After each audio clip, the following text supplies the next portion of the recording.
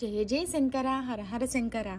అద్వైతం కంచి పరమాచార్య అమృతవాణి శంకరుల సాంప్రదాయం 4వ భాగం. త్రయీ సాఖ్యం యోగ పశుపతి మతం వైష్ణవమితి. ఇక్కడ త్రయీ అనగా వేదమే. ఇతడు వైష్ణవం అంటే వ్యాసుడు పాంచరాత్రం అన్నాడు. 5 మతాలనే 5 నదులు పరమేశ్వరుడనే సముద్రంలో కలిసేవే. ఇతర దేవతలను నిందించే పాశుపత పంచరాత్ర మతాలను గుర్తించాడు. అయినా ఈ రెండింటినీ వేదమతంలో కలపలేదు, గమనించండి. విడిగా చూపించాడు.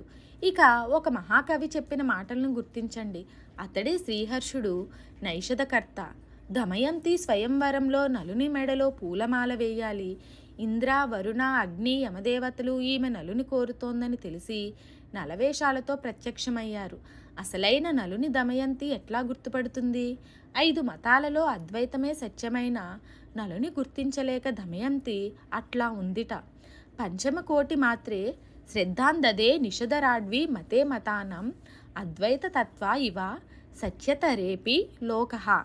అన్ని మతాలలో సత్యతరమైన అద్వైతాన్ని ఎట్లా గుర్తించలేకుండా ఉన్నారో ఆ 5గురు నలులలో అసలైన నలుణ్ణి కనుగొనడానికి దమయంతి తటపటాయించిందని వ్రాశాడు.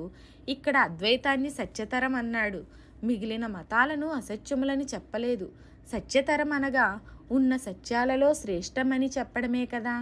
అనగా అదే పరమార్థ సత్యాన్ని బోధిస్తుందని అర్థం. వ్యాసుని అభిప్రాయము, పుష్పదంతుని అభిప్రాయము అదే. భారతంలో అద్వైతమని వాడకుండా వ్యాసుడు వేద శబ్దాన్ని వాడాడు. పుష్పదంతుడు త్రయీ అని అన్నాడు. అతడు అద్వైతమని అనలేదు. ఆ వేద మతాన్నే అద్వైతమని ఘంటాపదంగా చెప్పినవాడు శ్రీహర్షుడు. అద్వైతులు శైవులనే అపప్రద రాను రాను ఏర్పడిన అద్వైతులది పూర్ణ వేద మతమే. ఇప్పటికీ అద్వైతులను స్మార్తులనే అంటారు. స్మార్తుడనే పదానికి అద్వైత వేదాంతాన్ని నమ్మినవాడని, ధాతువని బట్టి రాదు. లేదా శంకరుల అనుయాయి అనే అర్థమూ రాదు. వేద స్మృతులను అనుసరించేవాడనే అర్థం. స్మార్తుల పేరు చివర శర్మ ఉంటుంది. బ్రాహ్మణుని పేరు చివర శర్మ, క్షత్రియుని పేరు చివర వర్మ అని ఉండాలని స్మృతులే నిర్ణయించాయి కదా. పేరు చివర శర్మ అని లేకపోయినా శర్మా పదం చేర్చుకుని ఉపనయనంలో వటువు నమస్కరిస్తాడు కదా. అనగా అద్వైతి యొక్క పేరు శర్మాంతంగానే ఉంటుంది. అనగా అతడు పూర్ణవేద మతస్థుడని తేలింది. సాధారణంగా వైష్ణవుల, మాధ్వుల పేరు చివర శర్మ ఉండదు. ఇక అయ్యంగార్ కుటుంబంలోనో, రావుగారి కుటుంబంలోనో పిల్లలు పుట్టినంత మాత్రంచే వారిని వెంటనే వైష్ణవులుగా, మాధ్వులుగా పరిగణించరు. వారికి ముద్రాధారణం తప్పనిసరి.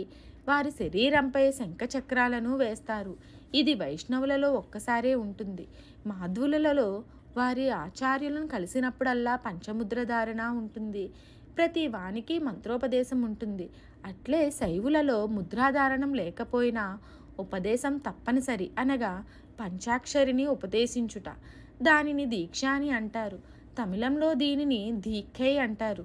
పుట్టుక, నమ్మకం ఒక్కటే కాదని, వైష్ణవులని, మాధ్వులని పిలువబడటానికి ప్రత్యేక సంస్కారాలు కావాలంటారు. ఇవేమీ లేని వారిని ఏమని పిలుస్తారు?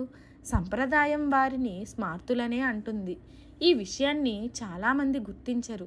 ఒక హిందువు క్రైస్తవునిగా మారినప్పుడు అతనికి బాప్తిజం ఇస్తారు. అనగా జ్ఞాన స్నానం అనే ప్రక్రియ. అట్లాగే పై ప్రక్రియలు. క్రైస్తవ మతం పుచ్చుకుంటే ఇక వేద శాస్త్రాలకు మంగళం పాడినట్లే. కానీ అద్వైతానికి భిన్నంగా మిగిలిన సిద్ధాంతాలను అనుసరించిన మన వాళ్ళు వేద శాస్త్రాలను విడిచిపెట్టరు. వారి ప్రత్యేక సంప్రదాయాలను విడిచిపెట్టరు. లేనిచో శంకర అనుయాయులైపోతారని భావిస్తారు. శంకరుల బట్టి ప్రత్యేక సంప్రదాయాలను విధించలేదు. దీనిని ఒక ప్రత్యేక మతంగా తీర్చిదిద్దలేదు కనుక ప్రత్యేక సంస్కారాలు లేని వారందరూ వారి అనుయాయులే. దీక్ష, ముద్రాధారణం, సమాశ్రయనం మొదలైన వాటిని వేదాలు విధించలేదు. మొదటి 3 వర్ణాలకు ఉపనయనం ఉందని గాయత్రిని ఉపదేశించారు. 4వ వర్ణం వారికి ఉపనయనం లేకపోయినా వేద ధర్మానికి చెందినవారే. మాకు ప్రత్యేక సంస్కారాలు లేవని స్మార్తులు బాధపడడం అవసరం లేదు. రామునకు, శ్రీకృష్ణునకు పైముద్రలు, సమాశ్రయానాలు, శైవ దీక్షలున్నాయా? వారు అవతార పురుషులు కనుక అక్కర్లేదని చెప్పినా అది సరైన జవాబు కాదు. రామాదులకు ఉపనయనం జరిగినట్లుంది. కృష్ణుడు ఒక బ్రాహ్మణునితో కలిసి సాందీపని దగ్గర చదివినట్లుంది కదా. పైవారు వాదించినట్లు మరి అవతార పురుషులకు వేదాధ్యయనం ఎందుకని అంటున్నామా? రాముడు అస్త్రశస్త్రాభ్యాసం చేసినట్లు బల అతిబల విద్యలను విశ్వామిత్రుడి నుండి సంపాదించినట్లుంది కదా. మామూలు జనులు కూడా వారిని ఆదర్శంగా తీసుకుంటారనే ఉద్దేశంతోనే అట్లా అభ్యసించారు కనుక వేద శాస్త్రాలు చాలునని శంకరులు మనకు మార్గం చూపించారు. ఇతర సాంప్రదాయాలకు చెందిన ఆచార్యులు శాస్త్ర నియమాలతో పాటు ప్రత్యేక పద్ధతులను ప్రవేశపెట్టగా అనుయాయులు శాస్త్రాలలో చెప్పిన వాటిని వదిలేస్తున్నారు. చూసారా పరిస్థితి? కానీ శంకరులు శాస్త్రాలకు అదనంగా ఏమీ చేర్చవద్దని ఆనాది నుండి వచ్చు సాంప్రదాయాలనే అందించారు. అంతేకాదు మధ్యలో వచ్చిన పిచ్చి ఆచారాలను తొలగించి ప్రాతవాటిని పునరుద్ధరించారు. వీరిని అవతార పురుషులుగా పురాణాలు కీర్తించాయి. అధర్మం నుండి ధర్మాన్ని ఉద్ధరించడం కోసం ఈశ్వరుడు శంకరులుగా అవతరిస్తాడనే ఉంది. కనుక కూర్మ పురాణంలో కానీ అద్వైతమని కానీ షణ్ముత స్థాపనమని కానీ లేదు. ఉన్నది వేదధర్మ ఉద్ధరణమే. అద్వైతంలో ఒక భాగమే షణ్మతం. అద్వైతమని అంటూ ప్రత్యేకంగా షణ్మతాన్ని చెప్పనవసరం లేదు. జీవ బ్రహ్మలు ఒకటే అని చెబుతూ ఉండగా దేవతలలో అనేక మత్యం అధిక్యం గురించి అద్వైతం చెబుతుందా? అద్వైతంలో షణ్మతం ఎట్లా భాగమో అద్వైతం స్మార్త మతంలో ఒక భాగమే. అద్వైతం అంటేనే వేదధర్మం. అద్వైతం అనడానికి బదులు వేదం అని శ్రీహర్షుడు పేర్కొని ఉండవలసింది. ఒక మాటను గుర్తించండి. శంకరుల పరమ గురువులైన గౌడపాదులు తమ మాండూక్య ఉపనిషత్ కారికలలో అనేక సిద్ధాంతాలు ఉన్నాయని, ఒకరితో ఒకరికి పడదని, మా అద్వైతం ఎవరితోనూ శత్రుత్వం వహించదని రాశారు. కనుక ప్రాథమిక స్థాయిలో ద్వైత విశిష్టాద్వైత సిద్ధాంతాలను ఆమోదించారని, ఇట్టి సంఘర్షణ రహిత మార్గాన్నే అన్ని వేళలా మనం అనుసరించాలని వారి ఉపదేశం. అందరినీ ప్రేమిస్తూ శంకరుల మార్గాన్ని అనుసరిద్దాం. జై జై శంకర, హరహర శంకర. మరిన్ని ఆధ్యాత్మిక విషయాల కోసం మా ఛానల్ను సబ్స్క్రైబ్ చేయండి. వీడియో నచ్చితే లైక్ చేయండి, షేర్ చేయండి, కామెంట్ రూపంలో మీ అభిప్రాయాన్ని తెలియచేయండి.